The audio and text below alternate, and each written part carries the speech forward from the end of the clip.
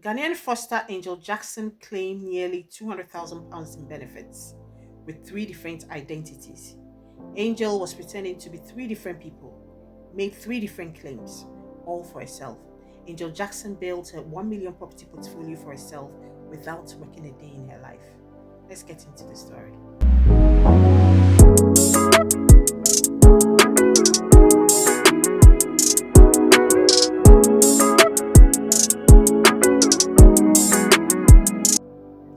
Hello, my lovelies. Welcome back to my channel. Thanks for joining me for another episode of True Crimes with Esther. If it's your first time here, welcome and thanks for joining me. If you're interested in true crime stories, please hit the subscribe button. I upload new stories every week, so you won't miss it when I upload one.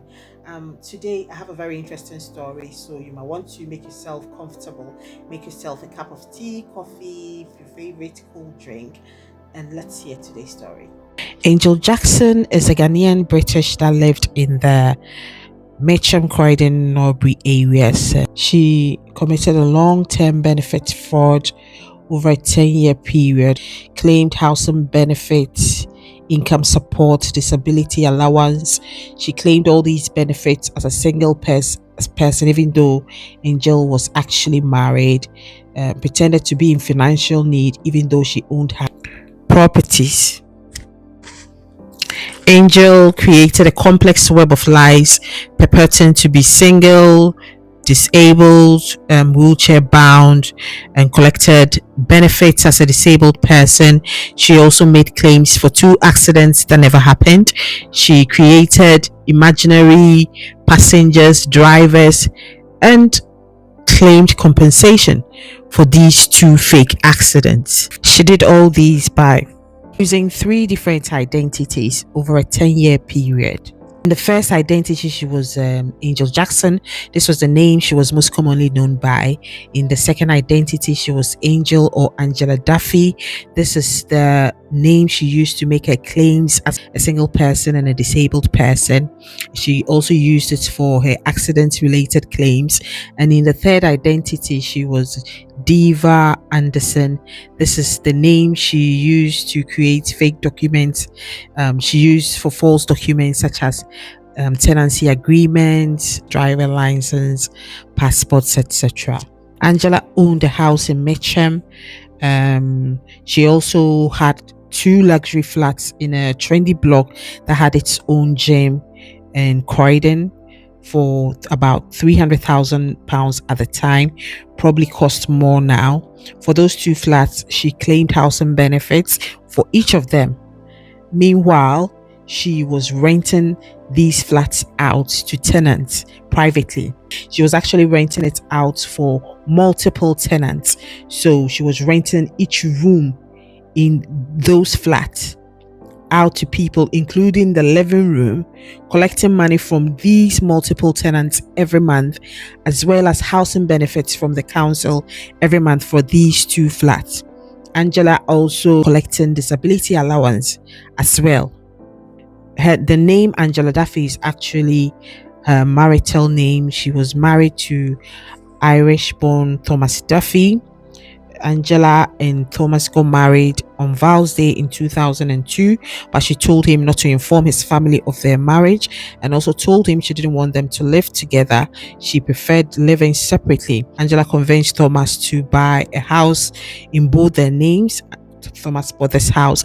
Angela was using Thomas's documents behind his back to support her own staff. According to the husband, whenever Angela presented things to him, documents to him to sign, his glasses would mysteriously disappear. He wouldn't be able to find his glasses, and so he couldn't read to understand whatever he was signing. A year later, Angela told Thomas that the property that they bought in both their names was being repossessed by the bank, so he had to move out. Meanwhile, at the same time, Angela owned a house in her name alone. She also owned two flats in addition to the house. But then Angela convinced Thomas Duffy to move out of the property, said to him that the bank was repossessing the house, so they needed to get out of the house. Then Angela used that property to make another claim for housing benefits and rented the place out to private tenants. The woman was too greedy. Then she started having issues with some of her tenants. She illegally evicted some of them over something they did that upset her. She evicted them and some of them went to the local authority to report her. So one day, Croydon Council fraud investigators noticed irregularities in her claim. They noticed large housing benefits payments were being made to her. Whilst she seemed to have access to significant money, there were also inconsistencies in the addresses and personal details used in applications. So they began background checks on her. They discovered she had purchased a house in Mitcham. She had two flats in Croydon worth over £300,000, and she was also claiming to be seriously disabled. They found her in one of her flats, the flat she owned in Croydon, which had a gym. They found CCTV images of her running on a treadmill, somebody who claimed to be seriously disabled. And also, her doctor noticed that two different injury claims, two different names, use the same x-ray image. X-rays are unique to each patient. So this immediately raised suspicion. And that was when police were alerted and serious investigations began on Angel Jackson, aka Angela Angel Duffy, aka Paris Diva Anderson, began. So in 2012, police raided her home. She had a beautiful home. Oh, Mrs. Duffy? Yeah, that's her. That's her. At the moment, the problem is we think you might be Mrs. Duffy. Yeah, I know, but it's very easy, madam, to apply for a driving licence. I can get my passport tomorrow if you want. See, this is a photo we've got of Mrs. Duffy. Yeah, that's her. That's her. It looks very similar to yourself, madam. Let's hold those two photos up to one another. I mean, you know, if you must be sisters. Yeah, I said that, yeah. Otherwise, she won't let me stay here. Right. For free like that. She will not. That's why I even told you that if you want, I can organise for her to come. We do believe that, you know, that you are Mrs. Duffy. All right, so if you listen to my colleague. I'm arresting you on suspicion of fraud by false representation. My dear, it's just not me. Angel pretended to be the sister of Angel Duffy. They found £22,000 and £50 notes in her property in her wardrobe. They also found loads of counterfeit paperwork she was using to make claims and all her schemes. And they also found 12 mobile phones in her property. I'm going to put all three side by side.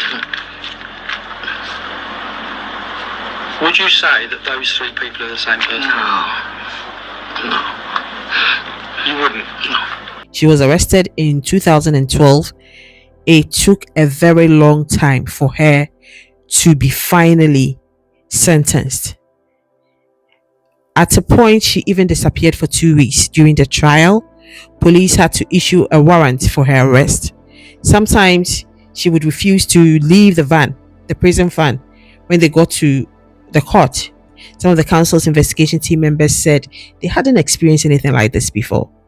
It seemed like something was preventing her from being convicted. They would come up with a date for her case to be decided finally, and the date would come and then the judge would be ill, and so they would have to postpone it. So many things were coming up, so many obstacles. So in one of their visits to her property, when she disappeared, this thing was shown on TV some years back. There was a documentary on her on TV. The police went to her property, and whilst they were rummaging through her stuff, there were books on magic, books on how to cast a spell on others, strange items, other strange stuff in the property. I believe she was doing everything in her power to delay or probably cancel her trial.